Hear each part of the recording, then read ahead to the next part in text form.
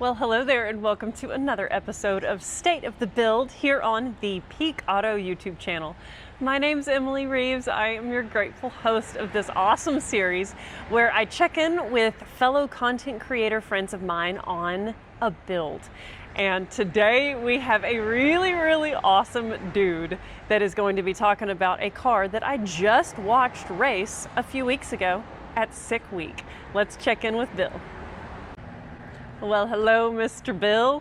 Man, I'm so excited to be doing this episode with you. We've been texting about this for a few weeks now, and thank you so much for taking the time to toss some videos back and forth with me about your Malibu that I just got to see race at Sick Week. And you had kind of a crazy week. You were like getting the full drag and drive experience on the side of the road, working on your car, popped a hole in your oil pan, if I remember right, like all kinds of crazy stuff. So now that the car is home, tell us what assessments you made during that week and then what we're going to be working on as far as improvements go. Hi, Emily. Yes, we had quite the adventure on Sick Week. We knocked a hole in the oil pan, as you mentioned, and we fixed it as best we could along the road with the help of Cameron Johnson from CJ Race Cars. We drove it to his shop after our repair. We checked the oil pan, made sure it was going to hold. Everything looked good. We drove it 200 some miles to the next track the next day, and we thought we had survived, but we didn't. The damage had been done, and when we made it to the track, let's see, where was it? Orlando. We made it to Orlando, and I went to make my pass there and found out we had actually really tore up the engine when we lost oil pressure. So right now we're working on building, well, I was already working on building a pump gas engine because this thing was running on E85 and has been for a long time. But I want to switch the car from E85 to pump gas, and that really requires a specific engine combination to do that. And so we're working on that right now with Daniel Powell has ground me a new camshaft for it. We've already dynoed the engine up at Bob's up at McVeigh Automotive and Machine. It made 671 horsepower. Daniel has provided us with a new camshaft we're going to try. Scorpion Racing Products down in Ocala, Florida is building us a set of shaft rockers for it. It's going to make 700 horsepower, I hope. We're going to find out here shortly. Oh, this new setup sounds pretty awesome. So tell people what you went through on Sick Week whenever you had the oil system problem, because it wasn't your normal race car problems. It was some definite drag and drive woes from the road. Tell the people that story real quick. Yeah, so Doug and I had just left Leadfoot City, and we had gotten on the road, and we were on this like a 2-lane backcountry road. It was really dark, and there was this terrible dip in the road. I mean, it was bad. And we hit this thing at like 50 miles an hour. It bottomed out the front of the car. We heard it scrape.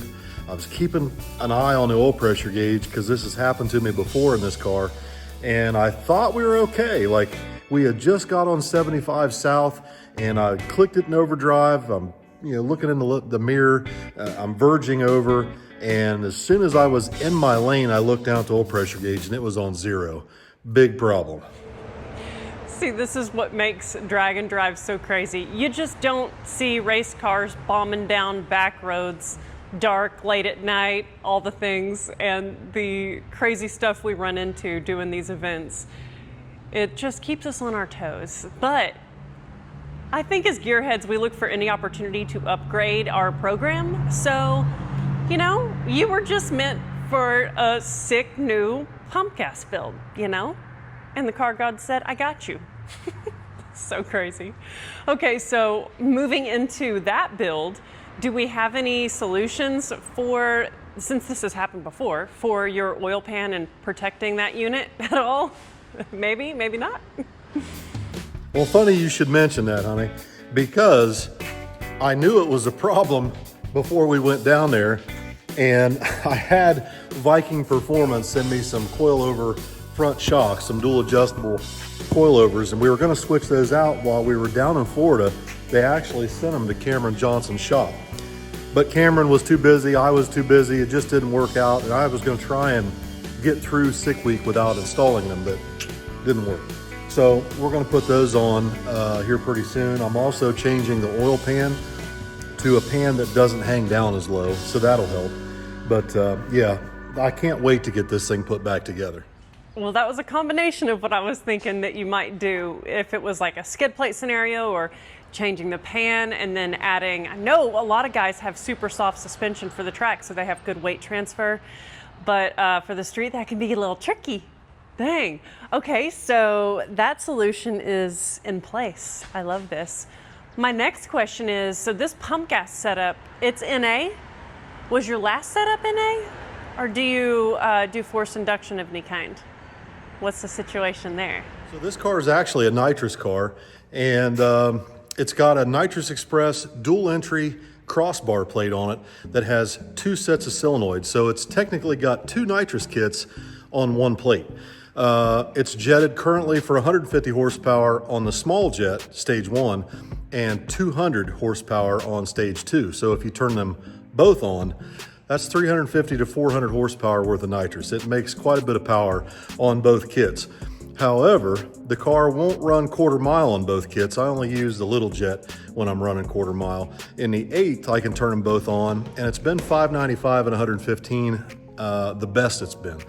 But the engine I have that we're putting together now, I think it's 434 cubic inches.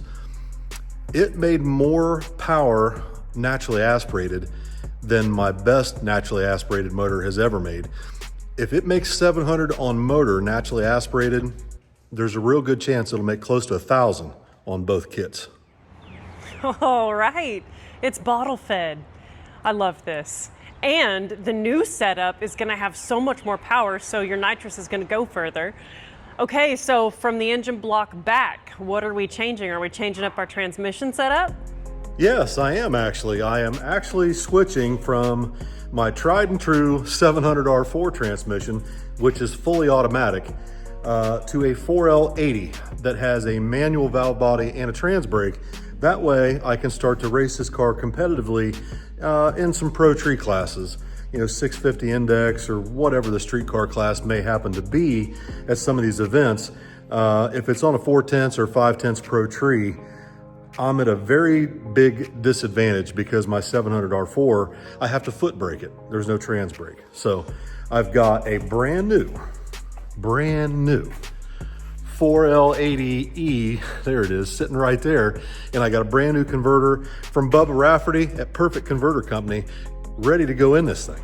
Oh man, that is awesome. That is gonna be so much fun to learn. Like, trans brake's a game changer. I mean, I know I have a line lock on my car being a standard, and that just makes it so much better. Oh, this is great. So with that new transmission, are you gonna be having gearing challenges, like changes within the rear diff? Are these modifications gonna trickle back to the rear suspension and rear diff? I love this. This is the craziness that we get into. We change one thing and it's like a ripple effect, right? Oh my gosh. Okay, transmission's being changed, yep. Are we moving back to change other stuff? Yeah, so actually the rear suspension and the rear end is ready to go. It's got a 9-inch Ford rear end in it.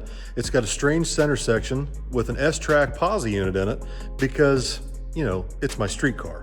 It doesn't have a spool anymore. It used to have a spool and I didn't like how it drove. So, this thing's got power steering, power brakes, air conditioning, all the creature comforts that you'd want in a street car because it is my street car. I daily this thing all summer. It's not a race car. I know it seems like it's kind of race car-ish with 1,000 horsepower small block on nitrous and a 4L80 transmission with a manual valve body and a trans brake, but it's not. I love this so much, dude. Make dailies race cars again. Heck yes. I love this. Okay, what events can we look forward to seeing you guys at? Both making content on your YouTube channel for and being in person racing at. Like, where are we gonna see this new setup hitting the pavement? And do you have a time frame of that? I feel like it's probably gonna be pretty dang quick because you guys don't miss out on much. You're a pretty quick turnaround on these things. I'm so excited for you. So that's a good question. It kind of depends on how much trouble I have making the swap to the 4L80. I know that Tommy and Allison are going back down to Bradenton in a couple of weeks for the U.S. SummerNats. It's an event, I think, having something to do with Cletus down there. I was really hoping to be able to take this car down there, but I don't know if I'm going to be able to make it. A week or so after that, there's Battle of the Bay at Bradenton.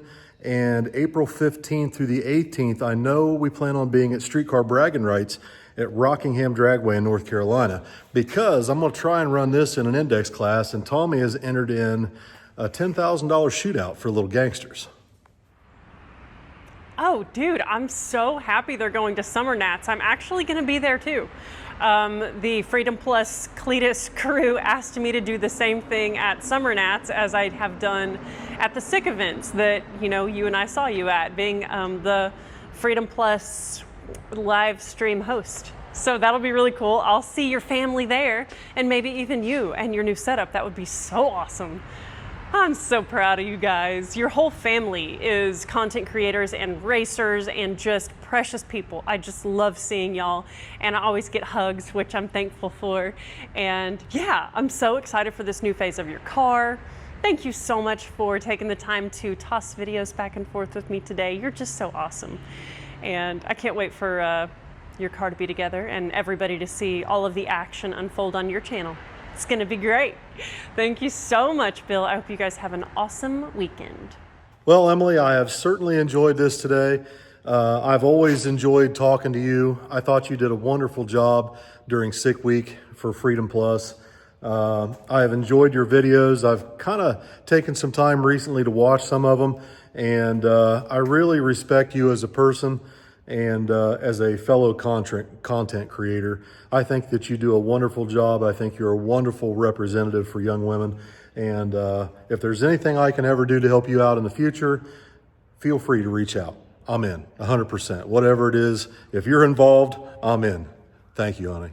I sure hope you enjoyed that conversation like I did. I think so much of Bill and his whole family. Actually, they're just such great people, and it's really special to be able to have this series where I get to check in with my friends and get inside scoops on their builds and bring them to you guys. So please tell me down in the comment section who you would like to see on this series this coming year. Right now it's only just March, so we have a whole year of content to bring you guys. And special thanks to Peak Auto for actually highlighting enthusiasts, wanting to bring enthusiasts together and honor that. It's not about selling product for Peak, and I love that. You buy product because you love the company and them supporting the enthusiast, not because they're pushing product constantly. And that just means a lot to me. So I love and appreciate each and every one of you for watching and commenting and liking and subscribing. Makes a huge difference. All that stuff that takes seconds of your time to do makes a huge difference to us. So thank each of you, and I look forward to seeing you on the next video.